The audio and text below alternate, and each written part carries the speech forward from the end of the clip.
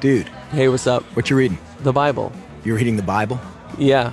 Dude, why are you reading the Bible? For class? No, I just... Okay, so you're just reading the Bible.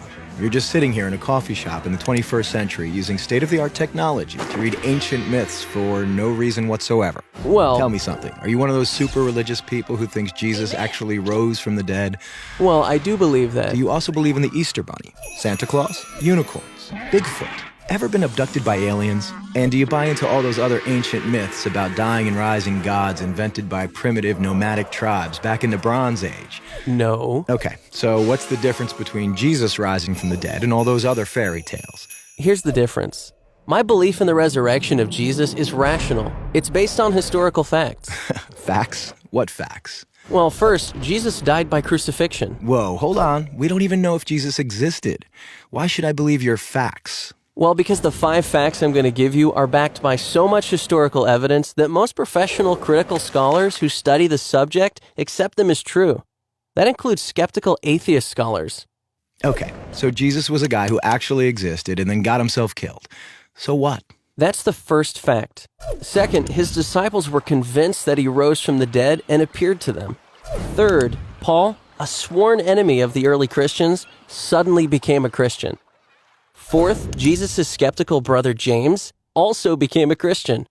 And fifth, the tomb where they put Jesus' body was empty. And those are well-established historical facts. Right, but you can't just leave it there. These facts demand an explanation. Otherwise, you've got a big hole in human history. Okay, here's an explanation. They all lied.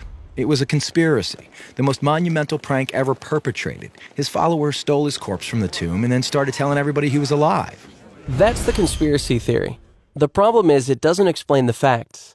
How do a few spineless fishermen, cringing in fear for their lives, subdue a bunch of well-armed, professional Roman guards, roll away a 2-ton stone, steal a body, then hide it from a city swarming with people trying to find it? And why would they do it? The disciples had absolutely nothing to gain by lying about Jesus' resurrection. In fact, they were persecuted, and we have good historical evidence that 5 of them were martyred because of their claim that Jesus rose from the dead. Apparently not a single one of them ever recanted. People don't willingly die for something they know isn't true. They were there. They knew whether it was true or not. All right, another theory. The disciples thought they saw Jesus alive after he died, but it was just wishful thinking. They were stressed and just kind of hallucinated. The hallucination theory also lacks explanatory power. 500 witnesses saw Jesus at the same time, and the disciples touched him. Psychologists have shown that hallucinations don't work like that, nor does this explain the empty tomb. Okay, look, maybe there's some other explanation, but the bottom line is dead people stay dead. Rising from the dead would be a supernatural event, a miracle, and science has proven that miracles don't happen. Oh, really? When did that happen? I don't know. I just kind of heard it somewhere. Science has not disproven miracles. In fact, that would be impossible. Why? Science deals exclusively with natural phenomena, physical matter and material processes, right?